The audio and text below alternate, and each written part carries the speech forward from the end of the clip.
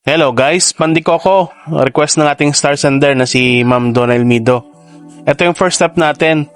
Ilalaga natin yung kinayod na nyog hanggang sa lumambot siya. Lalagyan natin ng kalahating kilong asukal. So habang nilalaga natin, gagawin na natin yung ating dough. 3 cups ng tubig, tsaka 4 na kutsara ng yeast, 1 teaspoon ng asin, 10 kutsara ng asukal. Mekos-mekos lang ng mabuti. Tapos lagay na natin 1 cup nating oil, tsaka yung 1 kilong harina. Hard wheat po ang gamit ko ulit ha. Gusto ko po kasi yung elasticity ng hard wheat na first class, kaya ito yung ginagamit ko palagi. Sa cookies gumagamit ako ng third class. So ito, masahin na natin ng konti. Stock pa na natin hanggang sa magdoble or tripling laki. Ito na po yung pinakuluan natin nyog na ginadgad na nilagyan natin ng asukal. So nakikita nyo, hindi na siya matubig. Pero kulang yung oras natin dito kasi medyo na-rush tayo. Kaya mas maganda kung mas matagal yung paglaga. Kung talagang malambot na malambot siya. Pero okay na to. Sige, tapos na yung pagpapaalsa natin. Ayan, sa nakikita nyo, triple na yung laki niya.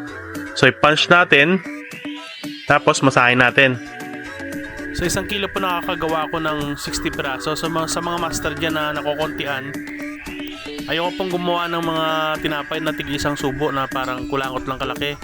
Kaya ganun lang po yung nagagawa ko sa 1 kilo. So fair naman yun sa akin, hindi naman ako lugi, hindi rin lugi yung bibili. O palamanan na po natin. Ganito lang po ako maglagay ng palaman. Kung may iba kayong alam na paraan, comment nyo na lang. Share nyo din sa amin. Ulitin ko po ulit ha. Ito i-flat natin. Lagyan natin ng kalahating kutsarang palaman. Tsaka natin isara. Yan.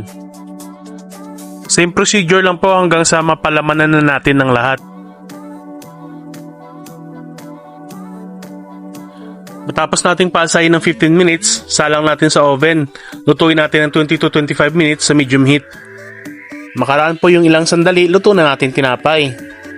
So sa nakikita nyo, okay na siya. Sa kagustuhan kong makumbinsi kayo na talagang nakakain yung mga pinagkagawa ko dito, titikman ko to personally, syempre, as always. So, nakita nyo po mayroon siyang harina sa baba. Ginawa ko po yan para hindi siya dumikit sa pan. Hindi po ako nagpahid ng oil sa pan natin. Tsaka hindi rin ako nagpahid ng margarine or butter kasi wala tayo nun. So harina na lang yung ginamit ko para less greasy siya. Eto, mainit, masarap. Balance lang siya guys. Pwede nyo po i-adjust ang lasa ng palaman. Pwede kayong magdagdag ng vanilla extract or di kaya yung balat ng lemon para bumango. Hanggang dito lang muna tayo guys. See you on the next video. Paalam!